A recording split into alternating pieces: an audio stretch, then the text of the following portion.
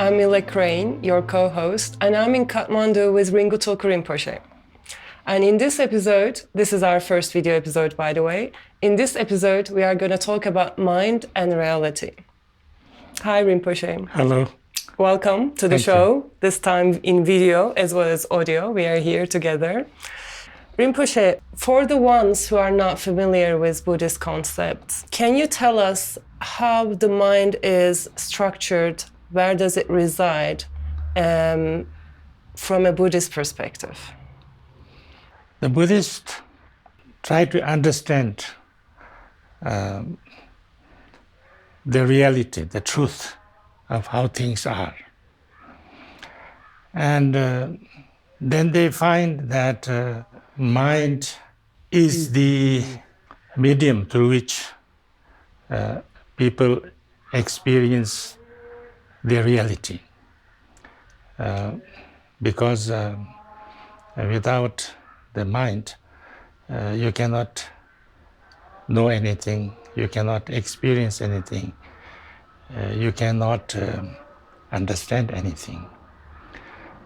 So therefore, the question arises, what is mind? And because unless you understand what is mind, it is almost impossible to understand the nature of reality, the truth, how things are, how we are, how everything is. All our experiences, like happiness, unhappiness, pain, suffering, all problems, and all positive things are actually coming from the mind. It's an experience of the mind.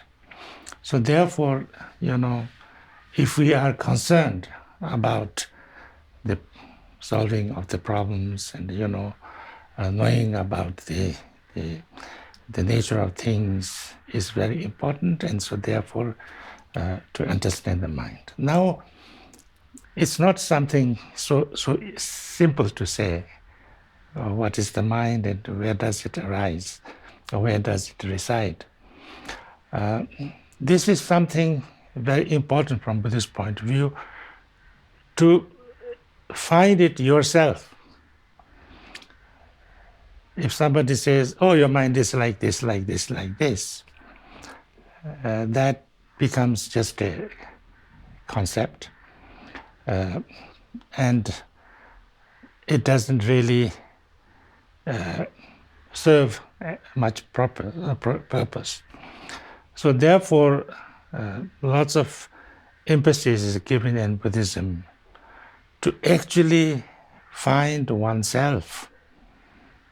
What is the nature of your mind? What is the nature of all the phenomena and things like that? Because what is mind? Now, mind is basically our experience, this thing that we experience, that we know, we think, we feel, all the things that goes on in our experience, our awareness. That is supposed to be the mind. But where is it? It's a question. Where is it? It's inside our body. It's outside of our body. It's in our brain. And which part of our brain, and which, because brain is not one thing, which particle in the brain and things like that. So this is an important question. So we have to introspect, we have to look inside, and then try to find out how is it, where is it, and And from Buddhist point of view, maybe just to answer the question, maybe I have to say that it's not really possible to find one place where the mind is. You know, we think about the head and the mind goes there. We think about the feet and mind goes there. We think about fingers, the mind goes there. You know, and you can't find any substance that can be physically examined. That's called mind. It's not something that can be kind of put into a bottle or, you know, held with a pincer or, you know, anything like that. That's why, like everything else, not only, you know, the mind, but even the matter, from Buddhist point of view, it's something difficult to understand and difficult to explain in concepts. Because if you say it is there, you can't exactly say where is it or what is it. You can't find it. If you say it's not there, it's very much there. All experiences are because of the mind. Happiness, unhappiness. There is a quotation which says, Yepa mayen Gyalwa cha mazik, mepa mayen konde kunji. Means it's not that it is there, because even the Buddha did not find it. But you cannot say it's not there, because that is the basis of all the samsara and nirvana and everything. So that's the nature of the mind. So therefore, it has to be experienced. It can be experienced, but very difficult to experienced or expressed in a kind of conceptual way. Mm-hmm. In the West, Rinpoche, we assume that our experiences are like through our sensory organs and then perceived by the brain. How is the mind different than the brain then? Now this is something that you have to find out. We have to deal with this situation from the matter, because everybody in the modern world, in the scientific world, people first thinks about the matter, you know, like there is brain, it exists. There is five senses, it exists on its own. There's all these phenomena in the world which truly exists. So first we have to look at how this exists, you know, because it's very important to go that way, you know, because otherwise you already establish yourself. You think that the five senses are truly there, brain is truly there, and then you understand, and it's there. You know, so then there is no place for the mind. Yeah. True. Yeah. But when you look at the matter, like five senses, you know, how do we experience the five senses? How do we see? You know, how do we see? How do we see? Through the mind, but then what is the mind? It sounds like a bit of a chicken and egg problem. Do we start establishing the mind, or do we start establishing the matter? Yes, yes. But this is also not so easy to put them separately. You know, when you talk about seeing, we all have the experience of seeing. No, is it the eye which sees? Or is it the object of the eye sensation that you see? Yeah? So seeing is a process, no? Seeing is kind of, we see.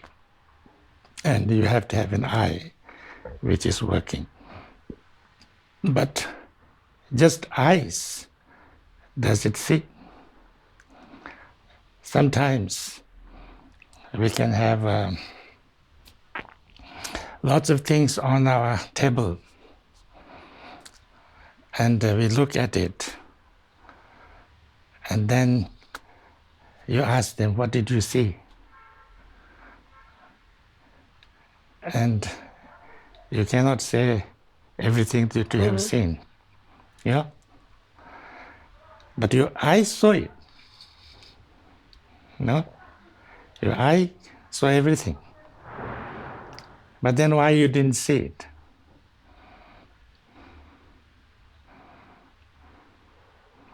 Because your mind didn't see it. Yeah?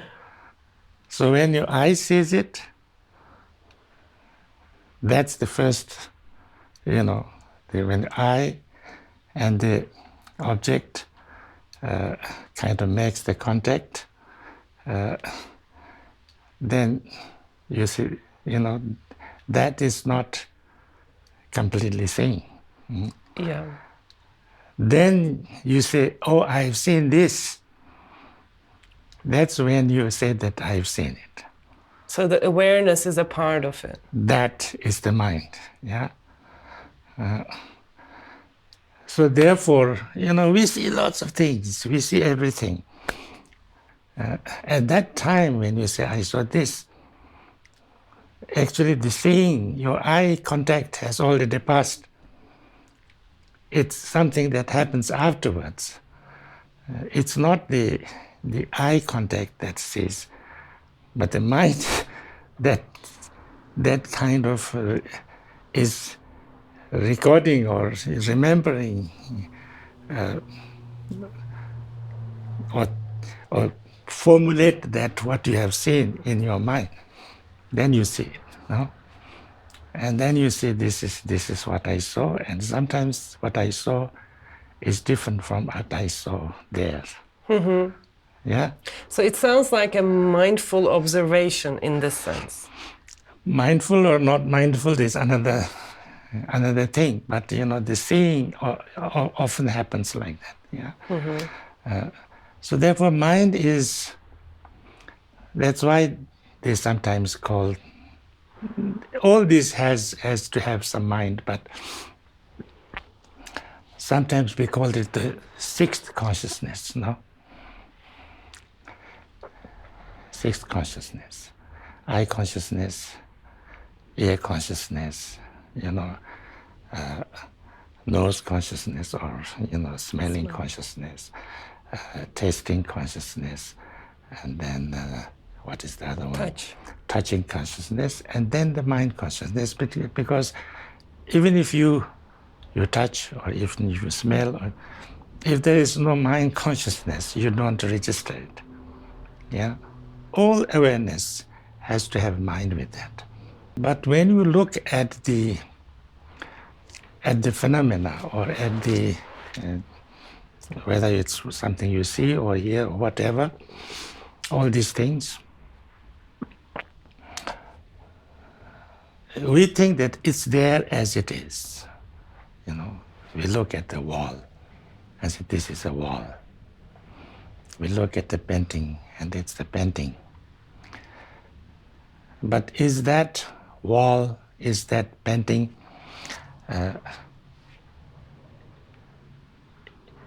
is something there like we have colors, we see colors.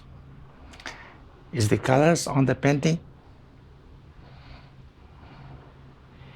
We would hope so, because we generally see colors somewhat similar to one another. So we assume that there is a color outside of our perception, right? Yeah, but is it on the there, or it's, if you some of the scientists I have heard said that color is not on there. Color is a light that's reflected. Right. So therefore, it's first, it's very important to understand the reality of the phenomena like matter. Mm-hmm. And if you understand a little bit of that, then it makes you have to refer to, you have no other way but refer to the consciousness. Because, the way you experience things is not just there objectively, but it is everything that we experience, in the life is very much to do with our awareness and consciousness. So therefore, without awareness and consciousness, the objects cannot be totally experienced. It cannot be experienced. And the way we experience, the way has a lot to do with our awareness, consciousness, and you can call it mind. So therefore, to understand the nature of mind,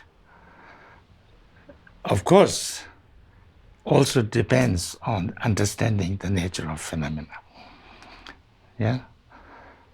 And then, by understanding nature of phenomena, you understand that all these things is not just there truly existing on its independently, but it is interdependently, relatively, dependently, and our awareness, our consciousness has a lot to contribute to the way we perceive things. How we experience, whether we are happy, unhappy, whether we are satisfied, unsatisfied, we have a peaceful state of mind, unpeaceful state of mind, we are with lots of pain and problem, or totally serene, and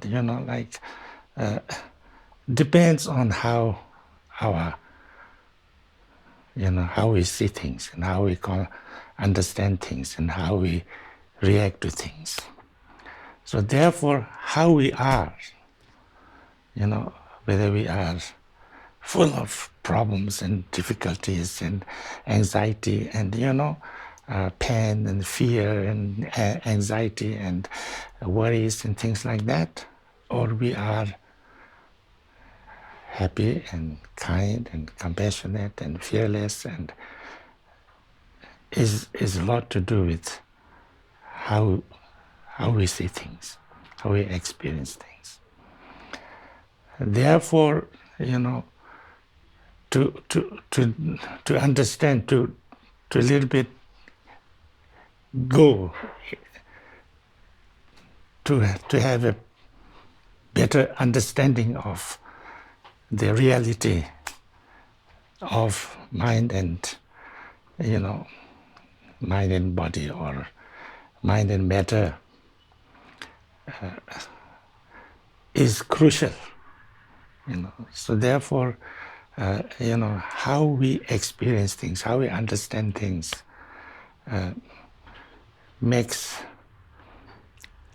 changes how we are, how we react. So therefore, our view is so important, because how we react, whether we become very, we are very kind of very selfish, very kind of greedy, and violent person, or we are very peaceful, kind, compassionate, and joyful person basically depends on how we see ourselves and how we see the world, So therefore, knowing how things are is the most crucial thing from Buddhist point of view. So that's why this kind of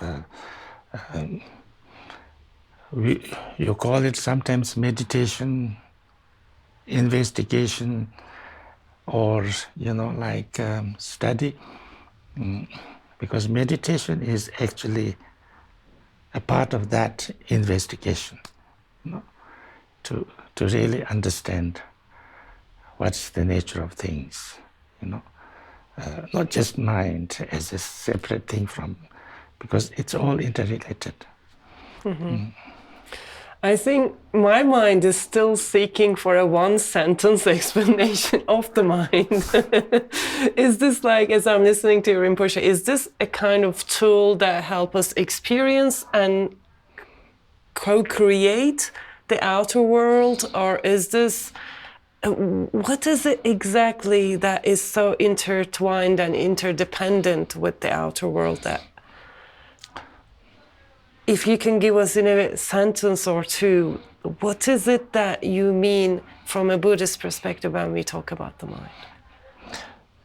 The difficulties of saying this is because of our preconceived ideas. If I say mind is emptiness, that creates 10 other questions in my mind. That doesn't say anything, because mind is emptiness. The rest of it is not emptiness. It's kind of unless we kind of try to understand the whole thing. We don't understand anything, because then we separate things and we make it because everything is so interrelated and the same thing. Actually, it's not separate things. There's nothing totally existing. Anything is not totally existing on its own. So therefore, we cannot say mind is like this, because there's nothing called mind existing on its own. And then also we can't say this is matter, because that's also not something that's existing on its own. So therefore, that's why sometimes the word used to explain all these things in a very simple way is interdependent, interdependent, because there's nothing existing on its own. There's nothing, whether it's called mind or matter or whatever, there's nothing existing on its own. And that's what you need to understand. If you understand this, then you understand the nature of mind. Then you'll understand everything. But to understand that is difficult, because you always question, the arises, what is mind and what is matter, as if there are two things there, kind of side by side. There's nothing like that. When we talk about interdependence or dependent arising or dependent origination, they're different. Patyatya samutapada, tendil, which is a very compact word. Relative is a little bit, I think, a nice word. Relative. Yeah. Because when you say relative, what is relative? Relatively existing. right cannot be there without left, and left cannot be there without right. But is this just right? If there's no left, you can't say this is right. Yeah. Yeah, you call it right because there is left, or concept of left. So everything is, like that, it's very relatively existing, people sometimes talk about the gravity, as if there is something called gravity on its own. There's nothing called gravity. It's just the relativity, no? Yeah. That's true. If there was no object for the gravity to pull down, there is no gravity. Because there's no gravity, yeah. But, everything is like that. Everything is like that. So to understand deeply the nature of everything is to understand the interdependence nature of things. And when you say interdependence, it's not that this exists on its own, they are kind of interdependent, it's not that. That nothing really exists on its own. But that doesn't mean it's not there. Mm-hmm. Anything can be there, everything can be there. But when they are there, they're not really there, like in a dream, in a dream, everything is there, But was it really there? You can't say it was not there, because when you experience it, it was there. But when you wake up, then you know that it was a dream. So the whole phenomenon is a little bit like that, So the more you understand that, then you understand the nature of things. Mm-hmm. And you mentioned the six consciousness, Rinpoche. So taste, smell, seeing, hearing, and touch, and then the mind. Six senses. Six senses, sorry. Yeah. Consciousness also, yeah. So what happens if somebody is not able to see or hear? Does that mean the eye consciousness or the hearing consciousness or senses don't work, or the mind sense don't work? That depends. I mean, if somebody's eye is defected, then you don't have the seeing, you can't see, because your eyes, your organ of seeing is not there. But that doesn't mean that you don't have a consciousness of seeing. Yeah. You can have a consciousness of seeing, but you can't see. Yeah, and then maybe you can have an operation, and then you can see. Mm-hmm. It all like that. So it's different. And also maybe sometimes your consciousness also is not there, but then it's another matter. And is there such a case as the mind sense or the consciousness not functioning or working? Is there such a concept at all? Yeah, if you die, then you can't. Oh, that's the only condition. Or if you are asleep, your mind is not conscious, no, at least at that level. But there is still dreaming. There is still a sense of I in the dream. Yes. So there's some function. That's that level.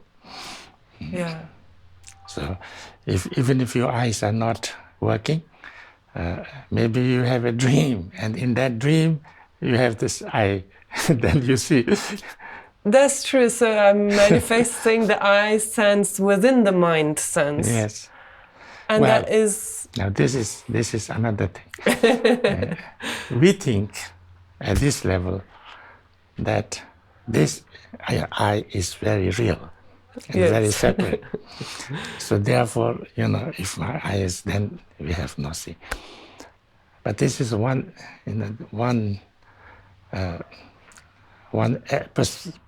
perspective. It's one perspective.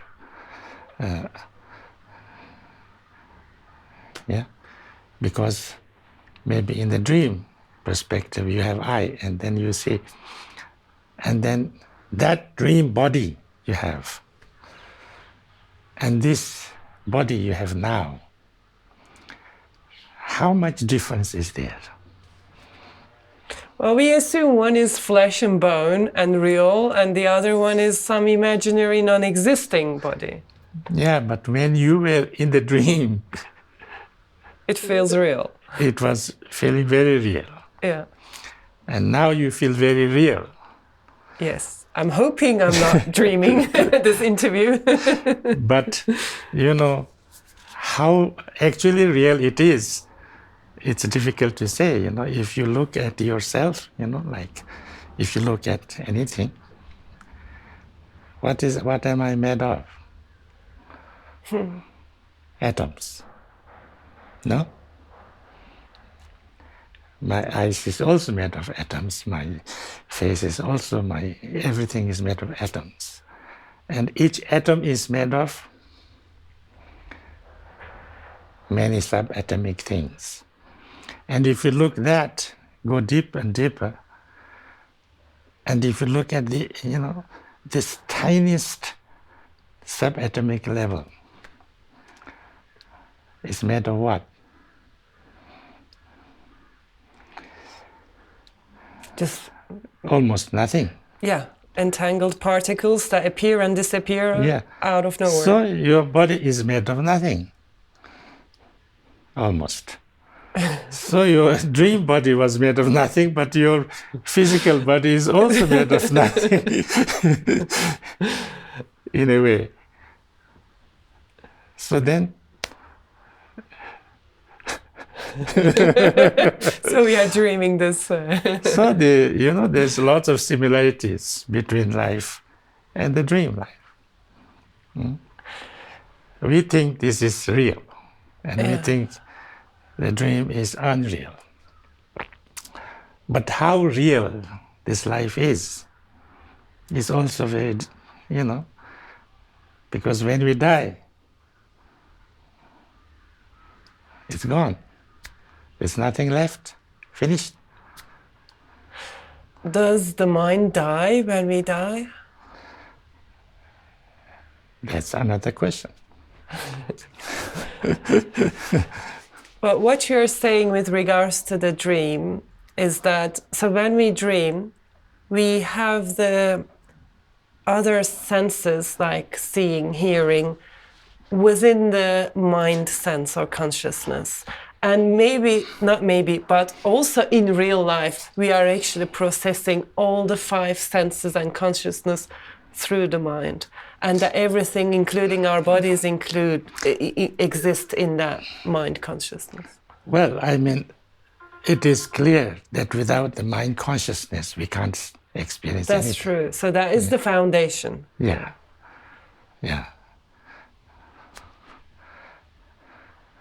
Now, how real this experience is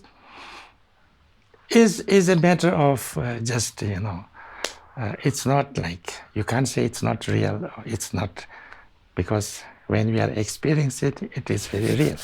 As when we are experiencing dream, also at that time, it's very real, no? The duration, the life is like maybe 80 years, 90 years, yeah? Dream is not, but then what is time? Yeah? Time is also very relative, because in the dream, sometimes you can have a long dream, and then actually it was just few minutes.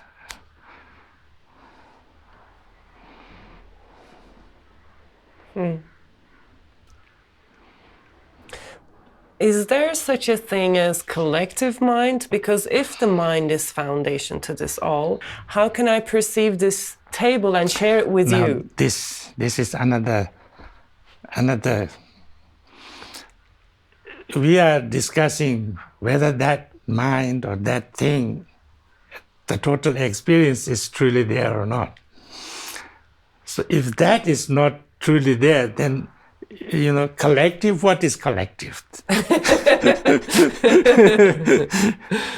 But we agree that there's a table here. How can we agree that if we have two separate minds, how do we both perceive how do we both perceive the illusion or the dream that there's a table here? Yeah. So in the dream, did you agree with the other person in the dream? But I created the other person in my dream, whereas I'm hoping there is you, Rinpoche, right here sitting in front of me. That's your, that's your concept, your experience. A little bit. But when you say there is a collective mind, I mean, this is already on the basis that the mind is totally existing on its own. That's right. Again. Then you say there is a collective mind or individual mind or anything like that. But when everything is interdependent and, kind of interdependently arising, then you can't say even mind is truly there or not. And then you can't say it is collective or not.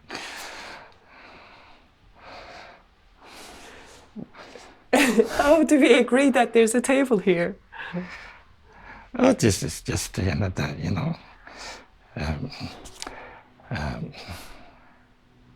perception, another perception. But we share this perception? No. We share this perception. I mean, we dream that we are sharing this. There is nothing to share with anyone. Yes. Yes. You mean? Yes, and then,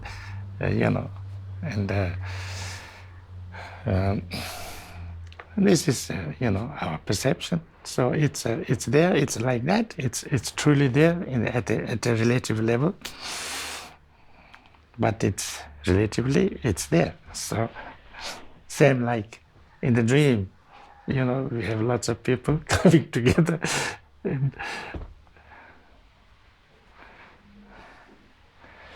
And how are we to navigate this dream here, if it is like a dream?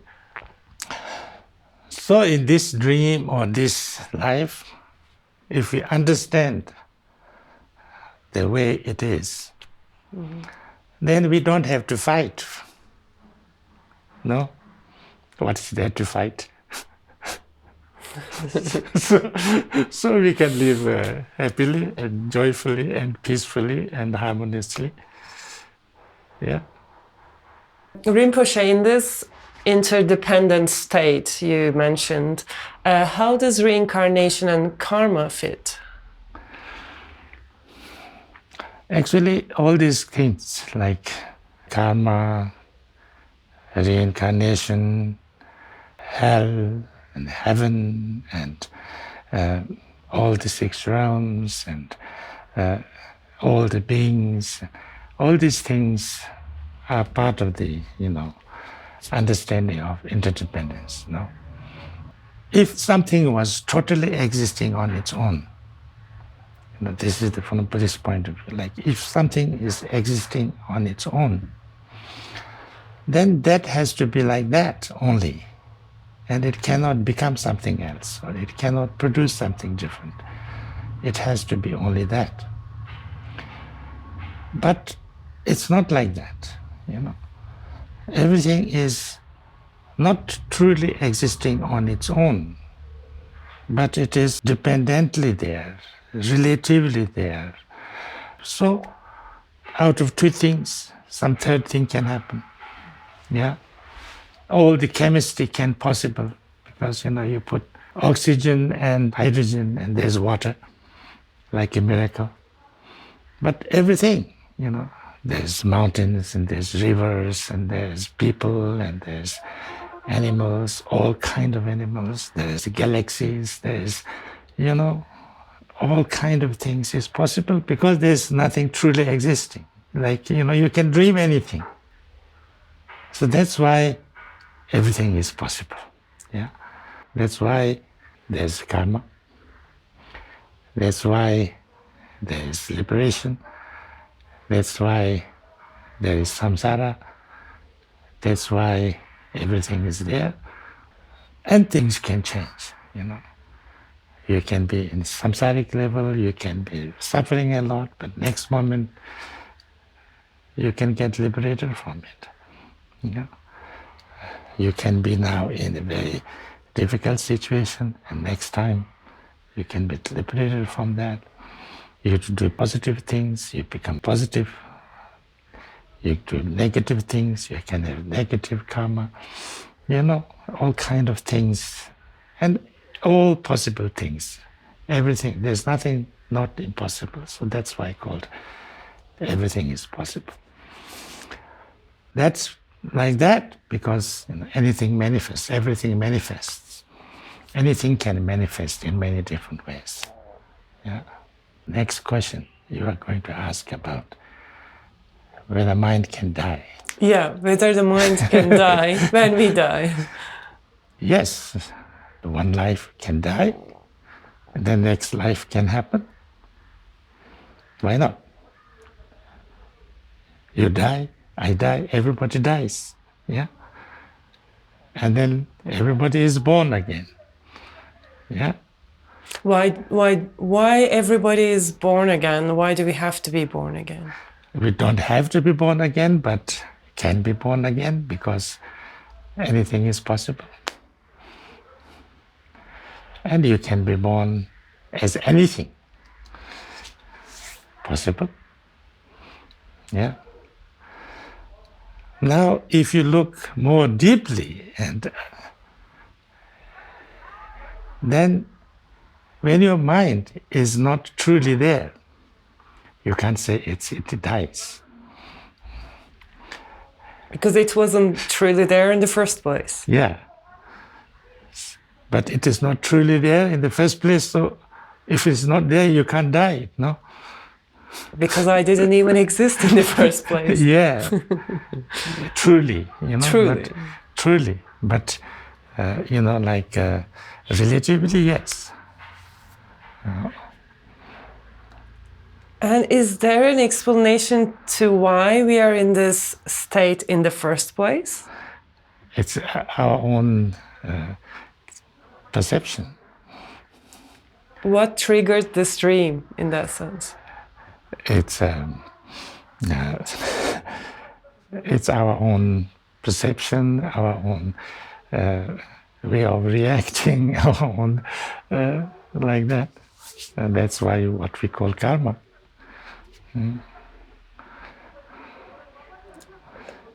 And that is another thing that, again, it's not truly there. So, anything is possible. And it's not that anybody did it for you. It's just, if you understand the way you are at this moment, then you can stop it. But even if you don't stop it, doesn't matter.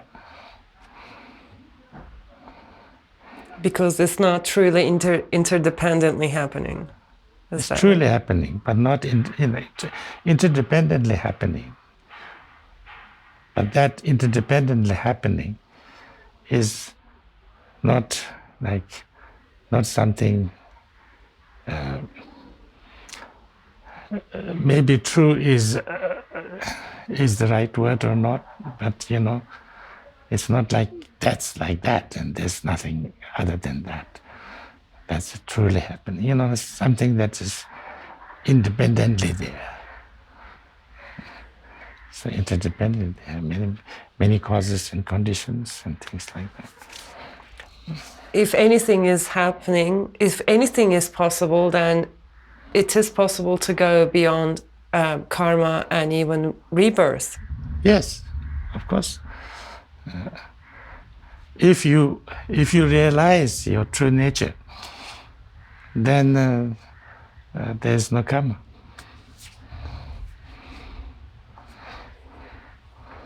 Final question, Rinpoche. I have so many more, but I will ask one final question.